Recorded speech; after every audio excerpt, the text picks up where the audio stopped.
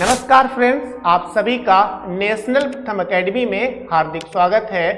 तो फ्रेंड्स, सबसे पहले एसएससी जीडी 2025 एग्जाम देने जा रहे सभी विद्यार्थियों को हमारी कोचिंग की ओर से ढेर सारी शुभकामनाएं और हार्दिक बधाई और आपके एग्जाम के लिए बेस्ट ऑफ लक।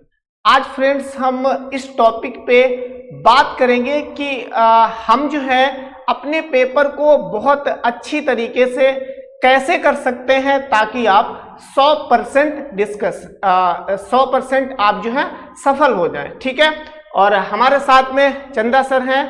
तो मैं हिंदी और जीएस के पोर्शन को बताऊंगा कि आपको कैसे बेहतर तरीके से करना है और मैथ रीजनिंग के लिए हमारे चंदा सर बताएंगे। तो पहले हम थोड़ा सा डिस्कस करते हैं कि कौन से फैक्टर्स हो सकते हैं जो कि आपको सक्सेस कर सकते हैं या फिर फेल कर सकते हैं। तो सबसे पहला जो पॉइंट आएगा वो है आपका विश्वास। कई बार ऐसा होता है कि अगर हमारे अंदर विश्वास है तो फिर जो चीजें हमें नहीं भी आती हैं या फिर हम बिल्कुल गिरने वाले होते हैं लेकिन उसके बावजूद भी हम जो है उठ जाते हैं, हम सफल हो जाते हैं। तो विश्वास को आपको कभी भी एग्जाम हॉल में गिरने नहीं देना है। ये समझ लीजिए आपकी पहली कड़ी है, ये बिल्कुल टूटनी नहीं चाहिए। दूसरी है समय प्रबंधन। आपने भी जो है इसके मॉक टेस्ट लगाए होंगे एसएससी जीडी के, तो आपको समय मैनेजमेंट का इंपॉर्टेंस निश्चित तौर पर ही पता होगा कि समय मैनेजमेंट कितना इंपॉर्टेंट है। तो इसको आपको हमेशा ही बना के रखना है। तीसरी बात है एक्यूरेसी। भाई एक्यूरेसी बहुत ही ज्यादा इंपॉर्टेंस यहां पे रखती है, क्योंकि क्वेश्चन आप 100 कर दो उसमें क्वेश्चन आपके सही ही नहीं है तो फिर करने का फायदा ही क्या। आपको जो टोटल नंबर दिए जाएंगे वो तो आपको जो आपने सही क्वेश्चन किए हैं उन्हीं के बेस पे दिए जाएंगे। फिर है आपको लगभग में कितने अटेम्प्ट करने चाहिए ताकि आपका जो नाम है वो कट ऑफ में और लिस्ट में आ सके। फिर उसके बाद में है लगभग में राइट कितने होने चाहिए और आपको रिस्क कहां तक और कितना लेना चाहिए। तो सबसे पहले हम पहले पॉइंट पे आते हैं कि आप एग्जाम हॉल में अपने विश्वास को कैसे मैनेज करेंगे, कैसे बनाए रखेंगे। ये आपके लिए बहुत बड़ा चैलेंज होगा। इसके लिए जो सबसे पहले आपको करना है, आपने अगर जो है सही तरीके से सीरियस स्टूडेंट की तरह पढ़ाई की होगी तो आपको खुद पता होगा, और अगर आपने मॉक टेस्ट भी लगाए होंगे तो आपका जो सबसे स्ट्रॉन्ग पार्ट है, भाई 4 सेक्शन है, हिंदी है, जीएस है, मैथ है एंड रीजनिंग है। तो इसमें जो भी स्ट्रॉन्ग पार्ट आपका हो उसको आपको सबसे पहले सॉल्व करना है। तो पहली पोजीशन क्या है, पहली कंडीशन है कि जो आपका सबसे स्ट्रॉन्ग पार्ट हो, सबसे स्ट्रॉन्ग जो पार्ट हो आपका, आपको वो वाला पार्ट अटेम्प्ट करना है। इससे आपका कॉन्फिडेंस और आपको एक पॉजिटिव एनर्जी मिलेगी जो कि आपको सक्सेस की ओर निश्चित तौर पर ही ले जाएगी। ठीक है, अब ये करना है। फिर दूसरे में भाई टाइम मैनेजमेंट आप कैसे करेंगे। तो देखिए, मैं तो जीएस पढ़ाता हूं, मैं जीएस पढ़ाता हूं और प्लस हिंदी पढ़ाता हूं, ठीक है ना, और हिंदी पढ़ाता हूं। तो मैं इसके बारे में बताऊंगा आपको कि आपको टाइम मैनेजमेंट कैसे करना। बाकी रही बात मैथ और रीजनिंग की तो हमारे सहयोगी चंदन सर आपको बताएंगे। तो सबसे पहले हम जीएस के पार्ट को कैसे सॉल्व करेंगे, इसको देखना बहुत जरूरी है। देखिए, इसको करने से पहले आप मान के चलें कि इसके लिए आपको एवरेज में 15 मिनट में आपको 20 क्वेश्चन जीएस के और 20 क्वेश्चन हिंदी के आपको जो है सॉल्व करने होंगे, क्योंकि जो शेष 45 मिनट बचेंगे, शेष आपको जो 45 मिनट दिए जाएंगे इसमें आपको 2 सब्जेक्ट मैथ एंड रीजनिंग को कंप्लीट करना होगा। ठीक है, अब इसको आप 1 या 2 मिनट इधर उधर कर सकते हैं। कहने का मतलब है, अगर आपकी मैथ और रीजनिंग में स्पीड बहुत अच्छी है तो उसका 1-2 मिनट जो भी बचे आप इसमें खर्च कर सकते हैं। अगर आप जीएस और हिंदी आपकी स्पीड सॉल्व करने की स्पीड अच्छी है तो आप 1-2 मिनट जो यहां से बचा पाएंगे तो उसमें दे सकते हैं, ठीक है। लेकिन मैं जो आपको स्ट्रेटजी बताऊंगा वो 15 मिनट की। तो सबसे पहले तो जीएस के क्वेश्चन 20 होंगे, आप पढ़ेंगे, कुछ क्वेश्चंस ऐसे होंगे तो वो आपको बिल्कुल आते होंगे, आपकी जबान पे, आपके टंग पे उनका आंसर रटा होगा, तो उन्हें आपको टाइम नहीं लेना है, तुरंत पढ़ना है और तुरंत ही टिक कर देना।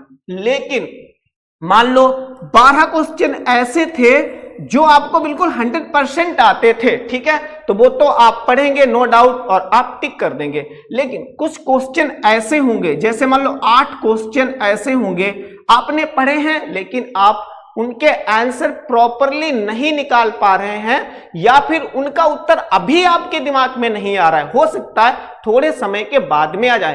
तो आप 2 काम यहां पे कर सकते हैं। क्या काम कर सकते हैं कि अगर इनके जो 8 क्वेश्चन बच रहे हैं आपसे, अगर इनके ऑप्शन आपके 2 कट रहे हैं तो आप वहां पे तुक्का पे जा सकते हो। पहली बात, अगर ऑप्शन नहीं कट हो रहे हैं तो इनको हम छोड़ लेंगे सेकेंड राउंड के लिए, ठीक है।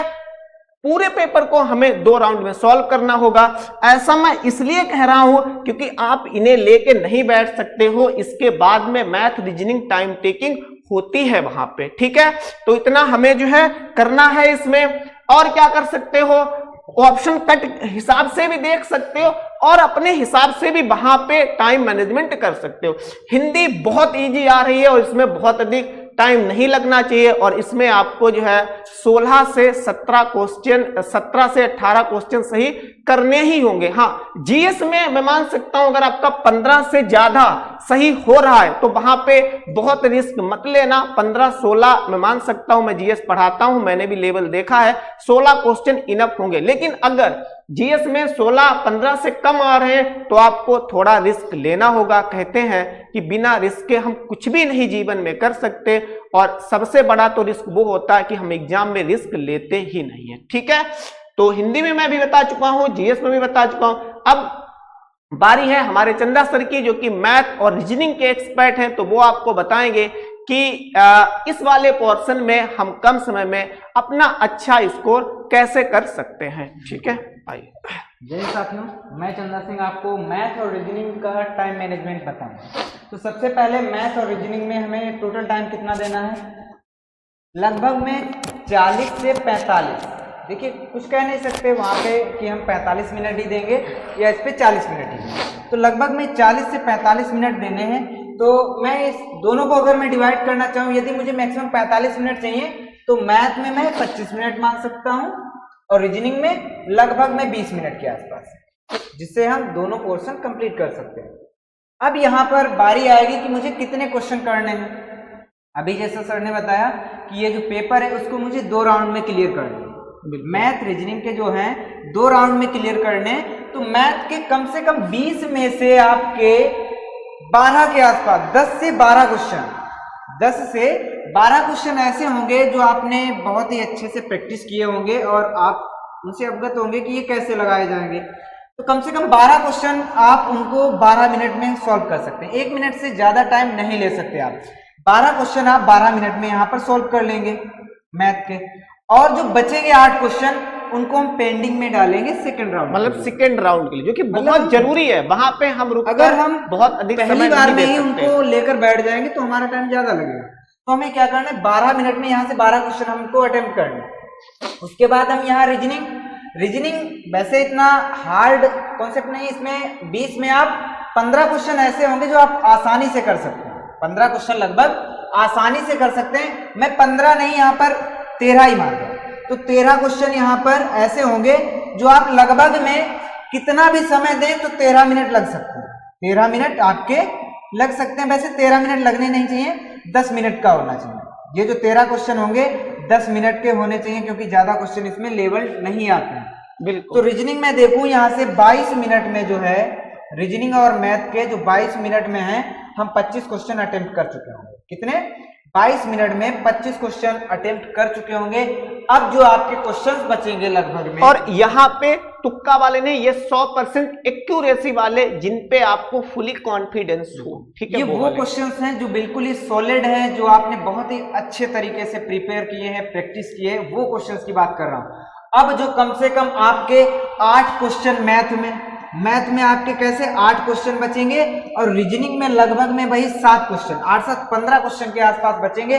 और इन 15 क्वेश्चन पे मैं यदि बात करूं 45 मिनट की, तो आपको कितना समय मिलेगा? मैं यदि 45 मिनट की बात करूं तो आपको कितना समय मिलेगा? लगभग में 23 मिनट। और कम बात करूं फिर भी 20 प्लस आपको टाइम मिलेगा। बिल्कुल 23 मिनट में इन क्वेश्चंस को आप कर सकते हैं, और आसानी से कर सकते हैं। यहाँ पर 8 में ऐसे 5 से 6 क्वेश्चन, क्यों? क्योंकि आपको 20 में 20 है। अगर आपकी मैथ अच्छी नहीं है तो आप 20 में 20 मत अटेम्प्ट कीजिए, आप लगभग में 18 तक कर दीजिए भाई। 2 क्वेश्चन और भी छोड़ सकते हैं, यहाँ पर 18 तक आपका सेफ स्कोर रहेगा, 18 से 17 तक। रीजनिंग में तो भाई 20 के 20 आने भी चाहिए, क्योंकि इतनी हार्ड रीजनिंग है ही नहीं। अब मैथ और रीजनिंग में हमको टाइम बचाना कैसे? एक तो सबसे इंपॉर्टेंस ये है कि सबसे ज्यादा इंपॉर्टेंट ये है कि हम मैथ के कुछ सवाल ऐसे होते हैं, जैसे वहां पर बाई हम ऑप्शन सही कर सकते हैं। बाई ऑप्शन कैसे सही कर सकते हैं कि कोई ऐसा क्वेश्चन है जिसमें आपकी गुणा आ गई, जैसे 48 64 की। अब आपके ऑप्शंस हैं तो हम इसके इकाई अंक से जा सकते हैं 8 चौके 32, जिसमें इकाई का अंक 2 है उसको टिक कर सकते हैं और आसानी से हम आगे बढ़ सकते हैं। उसके बाद बाय द वे क्या होता है, आपका इकाई का अंक सेम आता है बहुत से में। इकाई का अंक यदि सेम आ रहा है तो वहां पे हम विभाज्यता का नियम लगाएंगे। किसका? विभाज्यता का नियम। अच्छा, 48 और 64 की जो गुणा होगी वो 8, जैसे इसका मैं कहूं 8 6 48 और इसका 8 9 64, तो वो संख्या जो है वो 6 से भी कटनी चाहिए, 8 से भी कटनी चाहिए, डिवाइड होनी चाहिए कि नहीं होनी चाहिए। तो 6 में हम 2 और 3 का नियम लगा सकते हैं। तो उन ऑप्शंस में देखेंगे 3 और 2 का नियम। जैसे कभी कभी ऑप्शन में आपका आ गया 2351।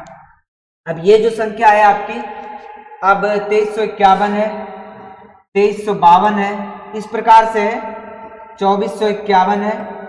अब कहें कि इसमें जो है वो 3 के विभाज्यता का नियम हम लगाकर देखेंगे, तो भाई 3 का ये 3 2 5 2 10 2 12, ये 3 से कट रहा है।